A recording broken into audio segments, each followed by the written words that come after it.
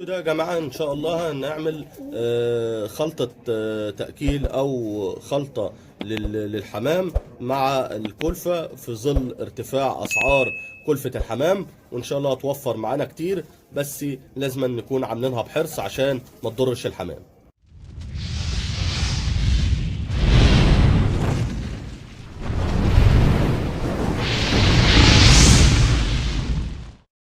السلام عليكم ورحمة الله وبركاته، أحبابي في الله، أحبابي بره مصر وجوه مصر، إن شاء الله تكونوا بخير وفي صحة وسعادة يا رب العالمين. قبل ما نبدأ أي كلام يا جماعة نصلي ونسلم ونبارك على سيدنا محمد وعلى آله وصحبه وسلم تسليما كثيرا. صلى على الحبيب عشان قلبك يطيب. صلاة النبي هي مكسبي يا جماعة، صلاة النبي هي مكسبي.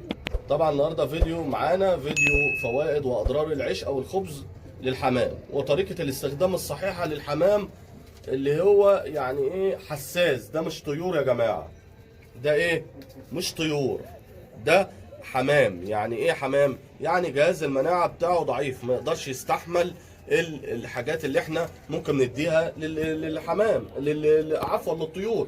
الطيور يعني مثلا احنا النهارده جايبين فوائد واضرار الخبز. اهو ده الخبز يا جماعة عشان نبقى احنا متفقين مع بعض. شايف شكله عامل ازاي؟ شايف شكله عامل ازاي؟ يعني شكله جميل اهو، حتى لو انت هتحمصه ناشف اهو. بص شكله عامل ازاي اهو. الرغيف نضيف يا جماعه، العيش نضيف. اهم حاجه ان العيش يبقى نضيف، مش شرط ان انت تكون ايه في يعني يكون مثلا لو انت يا عم خايف عليه حمصه زي كده. انا بحمصه، عندي فرن كبير بحط فيه بال 20 رغيف 30 40 رغيف وبحمصهم عشان اخلي بالي من صحه حمامي، في نفس الوقت ياكل حاجه مضمونه نظيفه. اما لو للطيور عادي ادي العيش المعفن مش هتفرق معاه. طبعا النهارده يا جماعه هقول لكم المقدار اللي انت ممكن تحطه للحمام، وان شاء الله يوفر معاك في ظل ارتفاع اسعار غلو الكلفه. والناس اللي هي بتشتكي ان هي صفت، يا عيني في ناس كتير صفت، وربنا يعين كل واحد على حاله وعلى مقدرته، عشان خاطر ان احنا بنحب تربيه الحمام، ما نقدرش ان احنا نبطلها وهي في دمنا. فعشان خاطر ان كل غاوي يقدر ان هو يساعد اخوه الغاوي، يقدر بيقدم له معلومه عشان هو لو فاقدها او مش عارفها بتوصل له عشان يعمل بيها في ظل ارتفاع اسعار الكلفه. تمام يا جماعه. خلينا متفقين دلوقتي يا جماعه هنتكلم على فوائد الخبز. الخبز يا جماعه فيه كربوهيدرات وفيه نشويات عاليه للحمام، وهو اساسا من القمح، هو اساسا من القمح، والقمح هي الغله اللي بيحبها الحمام، وفيها خميره، والخميره بتبقى مفيده للحمام عشان هي بتقتل البكتيريا الضاره، وبيبقى فيها بكتيريا نافعه، فهي بيحبها الحمام.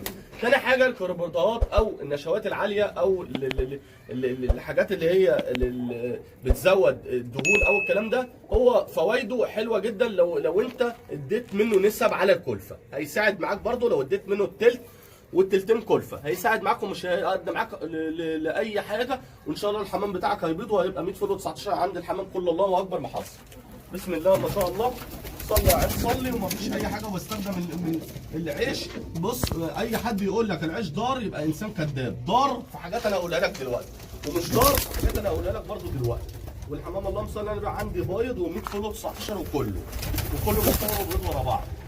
فما تسمعش كلام حد يقول لك ده بيمنع وبيعمل تليس. بيعمل تليس بس كتره. طالما انت بتستعمل خل تفاح وبتستعمل حاجات حارقه للدهون، عمره ما هيكون مثلا وحش. تمام. اقول لك هو وحش في ايه؟ وحش ان انت ممكن تدي مثلا للحمام رغيف معفن. ده اضراره. يعني انت ممكن تدي الحمام عيش معفن بيبقى ده اضراره. اما الرغيف طالما نضيف زي كده اديه للحمام وانت قلبك مطمن.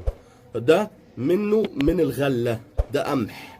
طالما قمح هو بيستفيد بيه الحمام، بس بحاجه قليله. يعني ممكن الثلاث رغيفه دول تدوهم على الكلفه حلوين، هيوفروا معاك برضو. او 4 رغيفه كسرتهم على الكلفه هيوفر معاك. لو انت بتاكل مثلا 20 جزء حالتي كده هيوفر معاك بالصلاه على النبي.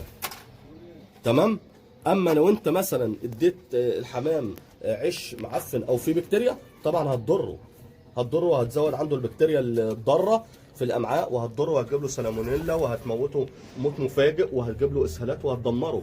العيش المعفن ده يا جماعه بيستخدموا البط والطيور زي الفراخ والبط والكلام ده، مش هتفرق معاهم، دول مطحنه. في نفس الوقت انت برضو بتنزل لهم مضاد سموم عشان برضو لو ارتفعت عندهم السموم هيموتوا، لان ده برضو طائر، بس جهاز المناعه عنده اقوى من الحمام. الحمام جهاز المناعه عنده ضعيف. فطبعا يا جماعه هي دي فوائد العيش اللي احنا بنتكلم عليها، اللي هي فوائد حلوه وعظيمه. لو انت عندك زغاليل بتزقها ادي عيش. لو انت عندك مثلا الفرد مشقوف وتعبان ادي برضه عيش، يعني قلل مثلا ودي وجبتين نص مثلا كوز، تمام؟ يعني انت ممكن تاكل الحمام وتقلل من اكله بحيث ان هو يستفيد منه وما يزيدش وزنه ويبقى كويس زي ما انت شايف كده اهو. اهو خلطوا الحمام وصلها على حضرة النبي بقى زي الفل، وشغالين عندي زي الفل، مفيش اي عطله الحمد لله ولا اي حاجه. ليه؟ ان انا بساعد معاه بخل التفاح. بساعد معاه بايه؟ بخل التفاح. طالما انت بتعمل حاجه بديل لشيء وماشي بنظام، اعرف ان انت هتمشي طالما بنظام في مكانك، اعرف ان انت هتعرف بفضل الله ان انت تنتج. ما انت ما تمشيش برضو كده، يعني هتمشي مثلا في شيء وعارف ان هو ضار، لا هو مش ضار، هو في حاجات بتبقى ضاره، بس الضرر بتاعه اللي هو العيش ممكن ان انت تجيبه معفن.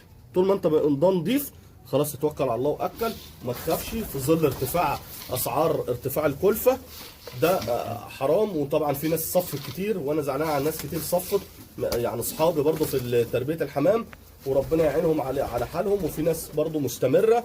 وبرضو حبيت ان انا اوجه رساله لكل الناس اللي هي مبتدئه والناس اللي هي بتربي الحمام البلدي عامه، وفي نفس الوقت سايبينه كده مش حاطينه مثلا في سلاكه او في عيون او الكلام ده، لا سايبه برضه في مكان واسع كده زي اوضه زي كده عادي. هو كده كده اما بيطير بيحرق الدهون، وفي نفس الوقت لو سايب برضه بيستفيد بيه وبيحرق الدهون.